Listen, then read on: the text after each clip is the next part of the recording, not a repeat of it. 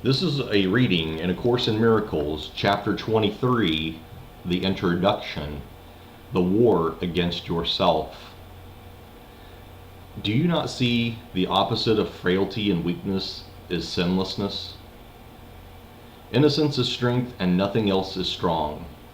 The sinless cannot fear, for sin of any kind is weakness. The show of strength attack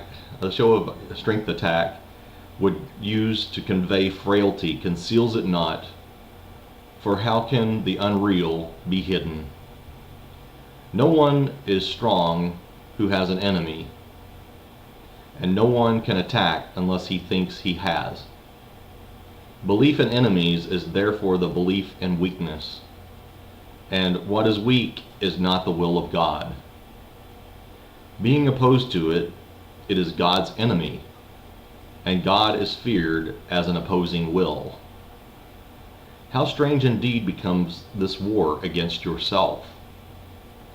You will believe that everything you use for sin can hurt you and become your enemy. And you will fight against it and try to weaken it because of this. And you will think that you succeeded and attack again. It is a certain you will fear what you attack, as it is sure that you will love what you perceive as sinless. He walks in peace who travels sinlessly along the way love shows him. For love walks with him there, protecting him from fear. And he will see only the sinless who cannot attack. Walk you in glory with your head held high, and fear no evil. The innocent are safe because they share their innocence. Nothing they see is harmful, for their awareness of the truth releases everything from the illusions of harmlessness, harmfulness. And what seemed harmful now stands shining in their innocence, released from sin and fear, and happily returned to love. And they share the strength of love because they looked on innocence. And every error disappeared because they saw it not.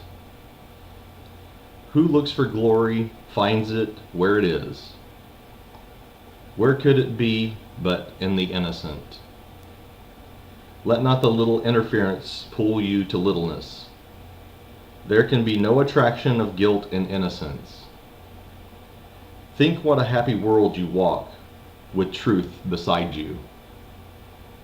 Do not give up this world of freedom for a little sigh of seeming sin, nor for a tiny stirring of guilt's attraction.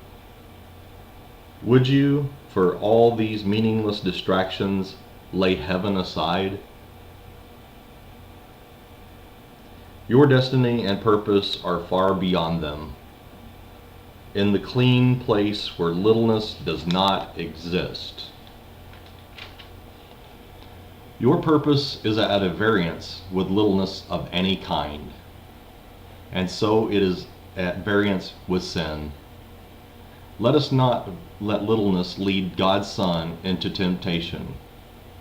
His glory is beyond it, measureless and timeless as eternity. Do not let time intrude upon your sight of him. Leave him not frightened and alone in his temptation, but help him rise above it and perceive the light of which he is a part. Your innocence will light the way to his, and so is yours protected and kept in your awareness. For who can know his glory and perceive the little and the weak about him?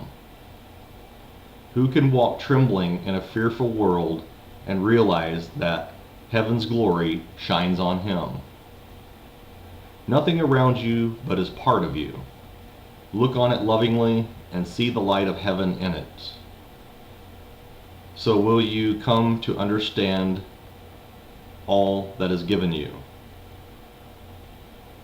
In kind forgiveness will the world sparkle and shine, and everything you once thought sinful now will be reinterpreted as part of heaven.